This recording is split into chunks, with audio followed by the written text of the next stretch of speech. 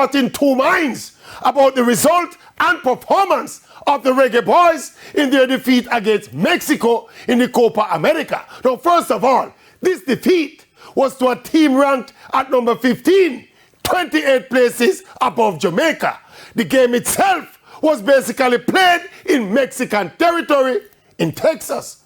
And it's not like we were embarrassed, and we did show some good fight, resilience, and defensive fortitude. And even offensively, there were some sparks of encouragement coming especially from young Kaheem Dixon. Also importantly, this was a defeat to Mexico, one of the three elite CONCACAF teams that will be absent from the World Cup qualifiers.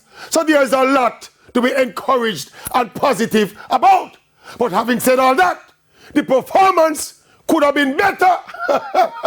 Our transition game going forward through the midfield, that must improve. And most definitely, Coach Hallgrimson's tactical use of the depth of his squad, that too must improve. If we improve on these negatives and then add them to the positives for this team, you know that the sky is the limit. Yes, the sky. The sky.